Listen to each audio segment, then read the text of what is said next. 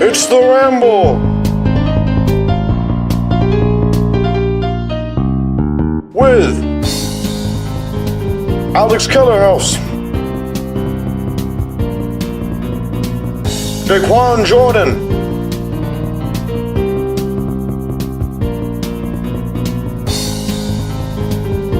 Christian Morris, with special guest Jameson Hillian.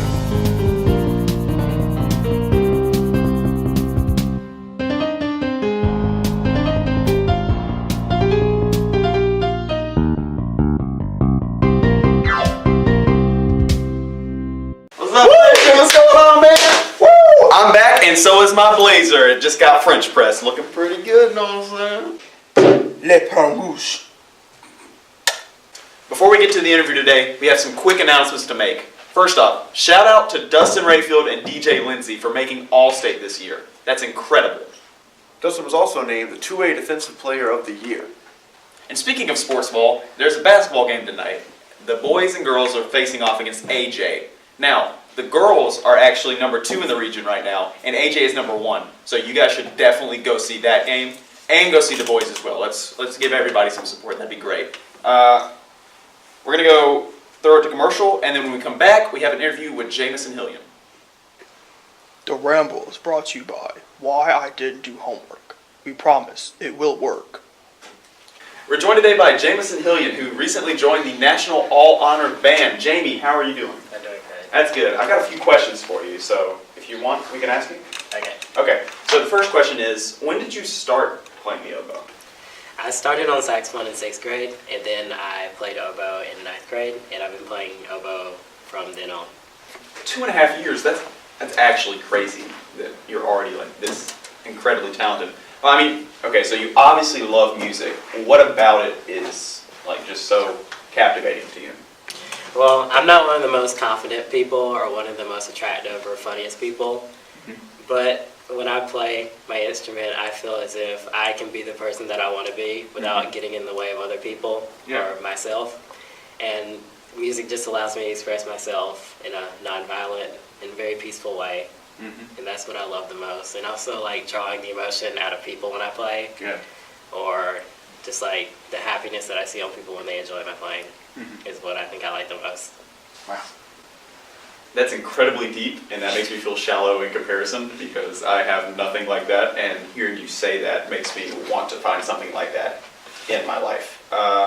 Another question I have for you is, how hard did you have to work to get where you are now? Every day I practice about an hour to 3 hours every day. Compared to my peers that practice oboe at least like 6 hours a day, or the people that go to like those young people conservatories that are auditioning for the same colleges that I'm going to be eventually. And since I started so late, it kind of drives me to practice harder. And I'm always just trying to get my phrases and my music perfect so I can wow the judges whenever I audition for colleges one day and be the best that I could possibly be. Well, now, speaking of hard work, I mean, obviously, like, you started late, so is that what drives you to do so well? Yeah, it's compared to people that have been playing for like 6 years or more, or the people that have been playing since they were 4 years old. I think it does like motivate me to practice even harder than I already do. Because there's like no time for me to be comfortable because I always am outworked by somebody. The days that I don't practice, which are the rare days that happen, I kind of feel bad that I didn't practice because I'm not getting better and I'm just staying the same, and I can't really afford that since I started so late. And you feel like the people that have been playing for a while, maybe are they more lax because they do have so much more time on you, and is that an advantage to you because you don't have as much experience technically? Yeah, I think that's an advantage. There are some people that are more lax, and then there are some people that are the exact opposite actually.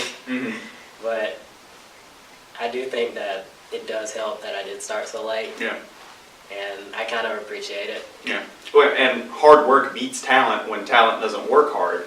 But you have talent and you work hard, so that's obviously why you've managed to succeed so well. I have 2 more questions. Let me just go ahead and get one off the bat.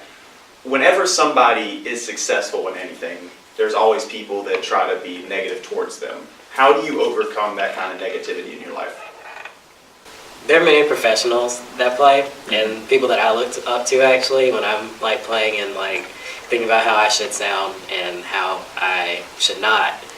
And even them on a professional level still get much more negativity than I do on a daily basis. But it all comes down to if you're doing what you love, it shouldn't matter what other people think, because no matter how well you play or if you're the best oboist in the world or even the best musician or person in the world, there's always going to be someone that's not going to like what you're doing. And it's kind of a part of life, and that's what playing the oboes kind of taught me, that no matter how good I'm doing, there's always something that could be done better. And that's why people are negative, because there's always something that you didn't do that could please them. Yeah. And it's just the harsh reality that you can't please everybody, but it's fun to please the people that you can. Because if you could please everybody all the time, then it wouldn't be special when you please somebody. Exactly. It would lose its meaning. Yeah. Yeah. So that's kind of what I like about it.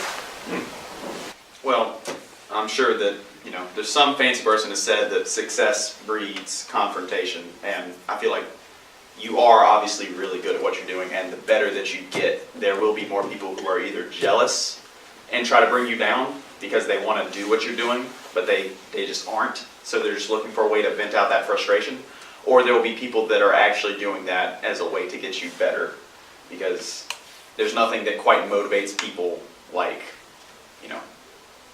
that resistance from others. So, but you're obviously really good. Now, speaking of that, what's the biggest piece of advice you can give to anybody who wants to try to do what you've accomplished? Because it's an accomplishment.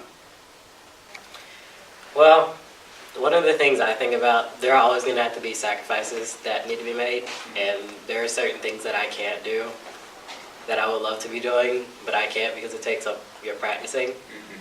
But I just think that if I want to be the best that I can be, or like be what I want to be doing in the future, which is to play on a professional orchestra, I'm going to have to sacrifice now, so I won't sacrifice in the future. Yeah.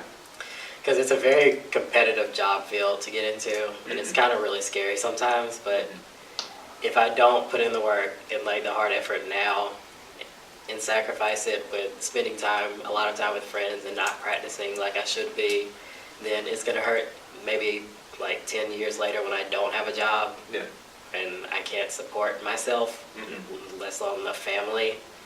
So I just think that there are a lot of sacrifices that have to be made, and you're always your toughest critic. Like no one can be a tougher critic than you can, because then that's how you're going to get better, and that's how you're always going to be setting a higher standard for yourself. Well, the tree of success is watered with sacrifice, and you are successful, so I guess it would make sense that you've had to sacrifice a lot. That's all the questions I have, so where can we follow you on social media? You can follow me at Jamie_Hillian on Instagram, Okay. and it's kind of a dark place. Dark but, place? Yeah. That's I don't the best. post anything. Those are the best kind of places. That's all the time we have right now, but can you play for the outro? Yeah. All right, cool. Let's go do that.